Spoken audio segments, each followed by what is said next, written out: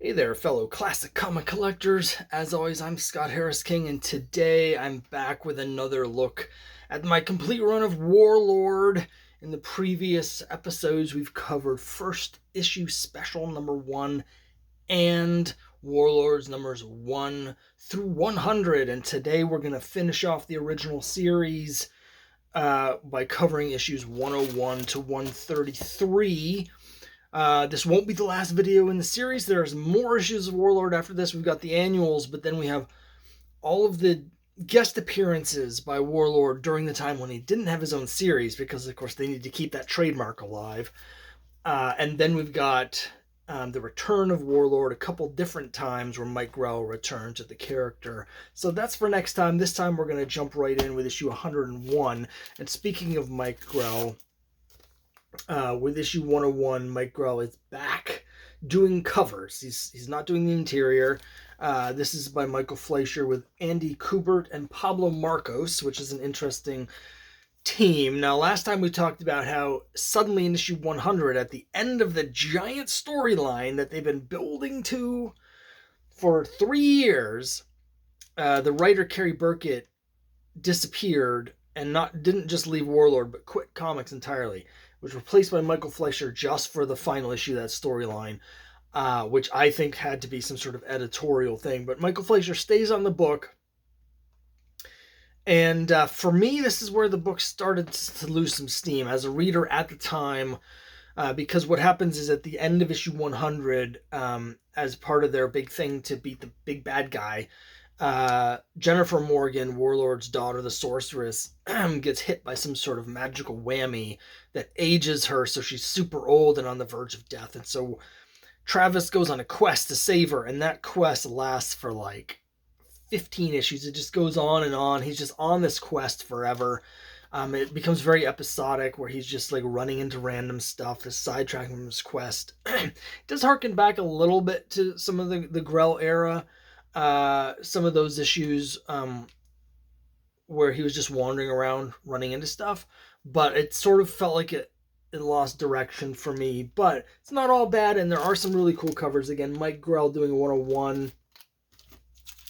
Grell again here on the cover for 102. And like, nobody does covers like Mike Grell. Like the Grell covers are just the best.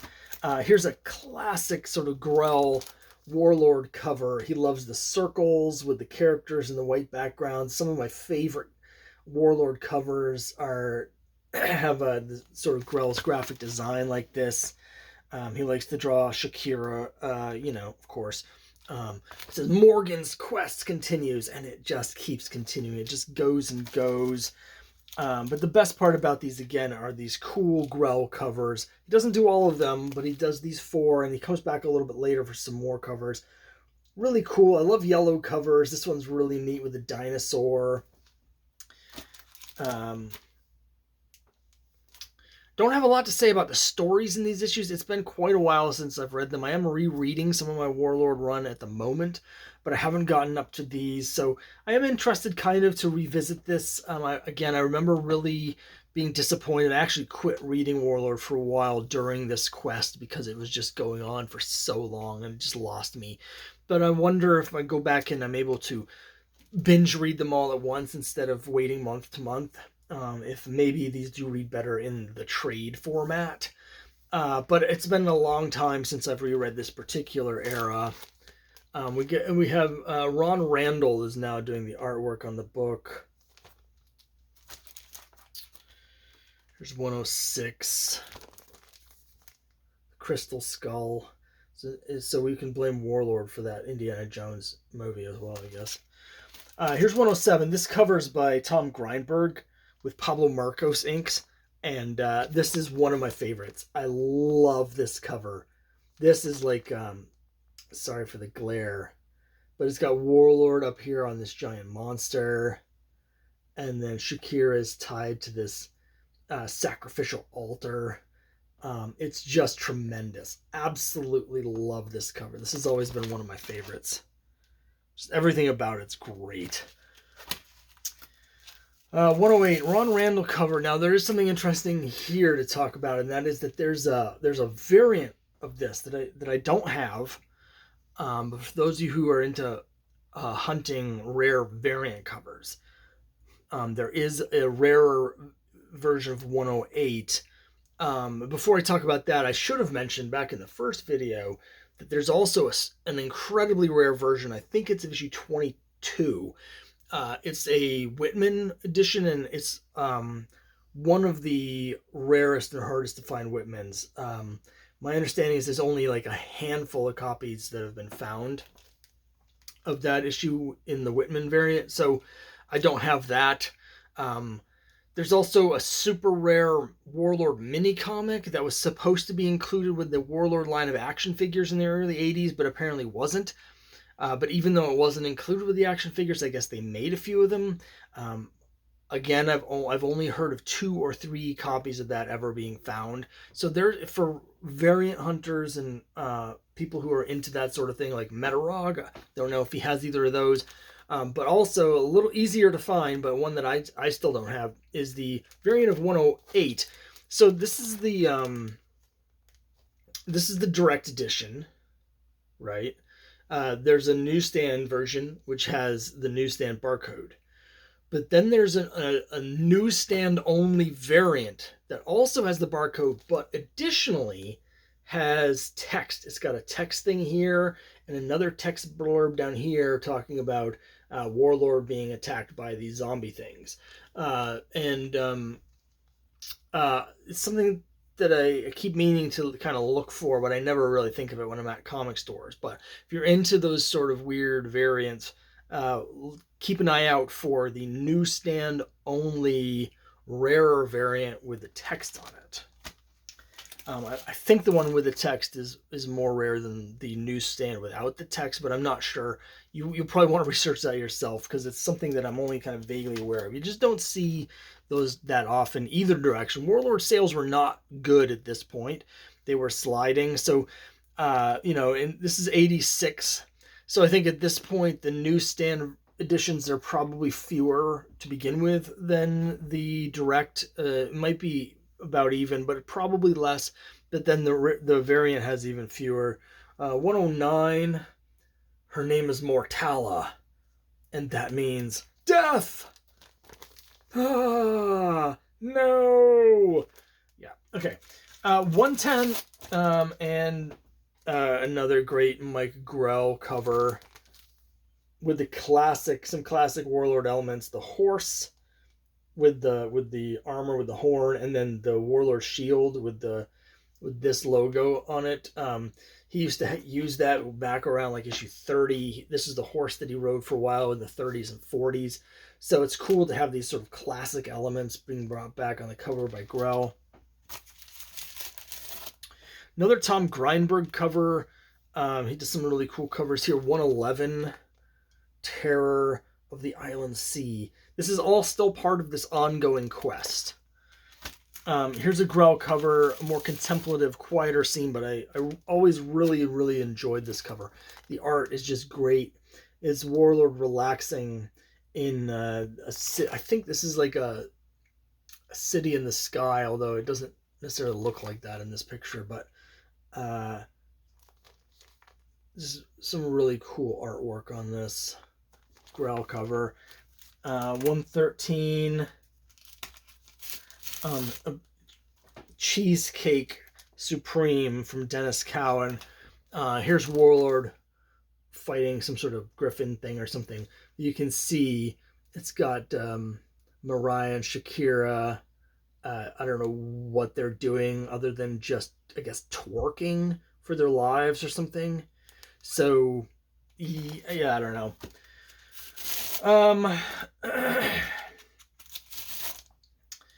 Quest is still going, but something weird happens here in issue 114. So, I mentioned previously in the last video that there was a unofficial or maybe even official sort of DC company policy that Warlord was in a separate universe from the rest of the DCU. So there was never any crossovers. The characters never appeared, with each other or anything like that. That changed during Crisis. So there was just a very brief appearance. I was in actually one of those first issues that I ever read in 91 where they recount I think that was the issue, the Warlord's origin. I'm pretty sure the frame story of that is Harbinger and the Monitor looking at the different universes, and this is the report about Warlord, right? So there's a a mention of the rest of the DC universe and what's happening in it, but there was still no direct crossover, right? Nothing that happened in Crisis or anything crossed over into Warlord. It didn't seem to affect anything in Warlord. Didn't seem to affect anything in Warlord at the time. But here we are a year later, and sales are slipping, and so they decide, starting with issue 114, to bring Warlord into the DCU, which I think is a terrible decision. But you can see here, yes, it's a Legends crossover, and Darkseid, the creepy guy who works for Darkseid, shows up in Skartaris and starts messing around with Travis Morgan. We have another Legends crossover here. The whole point of Legends is like that Darkseid and the other Darkseid people were trying to undermine the people's confidence in their heroes or something stupid. I don't know. I thought Legends was crap. Sorry. But particularly, my opinion of it was probably colored by this goofy appearance of Darkseid and Darkseid in the pages of Warlord, which makes no sense. But you can see that Tara's back in the book. Of course, she hasn't been in the book really because Travis has been off on this stupid quest. That finally ends in the next issue. So we have a really great Mike Grell cover, and at last, the conclusion of the quest. But this is not the end of the crossover with the broader DC universe. We're going to see more of it. There's ramifications for what happened with Darkseid in the storyline. 117, Michael Fleischer, Ron Randall, still the team on the book. And we have a great Tara-centric Mike Grell cover, which is great. This is one of the very few covers in the series up to this point that doesn't have Travis Morgan like as the main thing. He is on the cover. Here he is in the background, just barely. This is all about Tara. 118.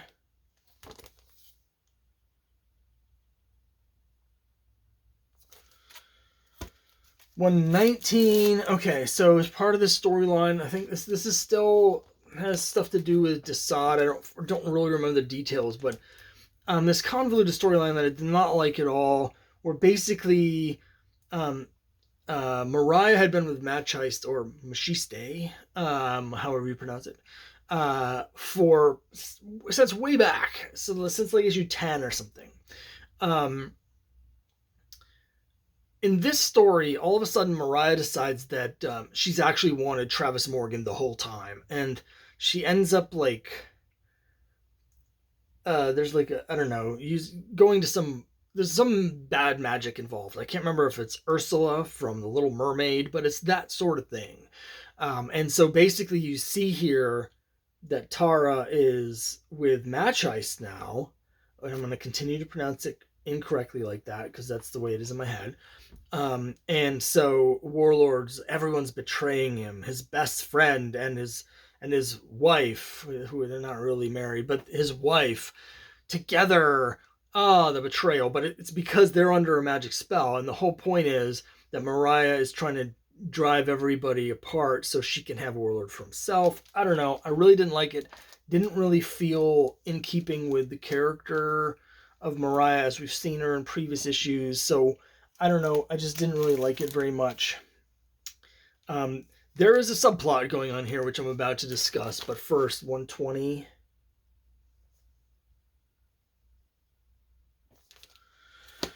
$121, which has a yellow cover. I love yellow covers. Very simple, basic. But I really love it because I just love those yellow covers. So this has always been a favorite of mine. Okay, I mentioned there's a subplot going on.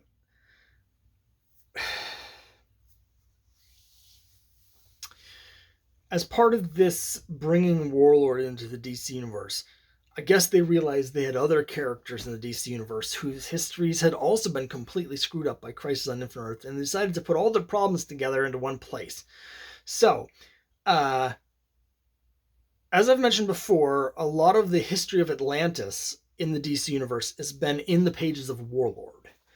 Atlantis is a major part of the Warlord mythology. So, they have a problem with Power Girl because Power Girl can no longer be Superman's cousin because the whole idea is that she was Supergirl. The Earth 2 version is Supergirl, right? But in Earth 1 at this time, there is no Supergirl. Superman doesn't have a cousin. So what does that make Power Girl if there's no Supergirl and there's no Earth 2? So what we discover is that she gets all of her powers because she's Atlantean. And so it's her Atlantean heritage it's magical powers or something. Which leads us to this here, which is where Power Girl shows up as a recurring supporting character in Warlord because she goes to Skartaris to research her Atlantean heritage and learn how her powers work and stuff. This is another case where I should have really been showing the annuals as they happen because there's an annual that ties into all of this where there's a bunch of stuff with crossovering over with the DCU. It's just a terrible decision to bring any of these other DCU superheroes and decide like all this garbage into the Warlord universe. It really poops all over the book. I know they were desperate because of sales tanking, but this was not the answer. Okay. 123. A new era begins. Which is true. It's still Michael Fleischer, so it's not that new of an era, but it does feature the super cool art team of Jan Duursema, inked by Tom Mandrake. And they come up with some really great art. A couple other things are happening in the background in these stories. One is Travis's childhood nemesis, who we met back in his retelling of his origin issue 91. That character, the character that his childhood bully that he stood up to, right? There was later an issue of Secret Origins retelling in the Origin of Warlord, where it was showing him in the Vietnam War, and we learned that childhood bully grew up to also be his nemesis during the Vietnam War. Well, that character, his name is Danny. I'm just blanking on his last name, but Danny shows up in these issues as well. He somehow ends up going to Skartaris, and he becomes one of Warlord's enemies here. So that's a massive stretch, but also continuing with the Atlantis theme going on with the Power Girl nonsense. This character named the Scavenger, who is one of Aquaman's enemies, somehow goes through a portal in the ocean or something and ends up in Skartaris. That's who we see here on the cover of 124, with Tara and Warlord getting the Jan Duursema treatment. I don't know what's going on with Warlord's weird costume here. You can see in the previous one, he's got this weird new costume. That's a mistake. You shouldn't mess with the Warlord's costume. He's also got like a headband instead of his helmet. They're definitely giving him the 80s treatment, and they're trying to do everything they can to mix things up and get the sales boosted. 125, the Scavenger ends up running into this evil sorceress witch lady who turns him into the Scavenger of Souls, and in issue 125, Tara dies. So the Scavenger of Souls kills Tara. So don't worry, she comes back. It's comics. But this becomes the focus of the rest of the run. This storyline that starts with this new era in 123 actually does start a storyline that runs through the rest of the book. Here's one of my favorite covers in the series, which is Jan Duursema and Tom Mandrake. It's Tara on her funeral. I just blanked on what the word is, but anyway, great cover. So Warlord, of course, is devastated, and he goes on a mission, wearing his goofy new costume. He's going to get vengeance. He's going to stop the evil witch. Maybe he'll bring Tara back. Who knows? He does. 128.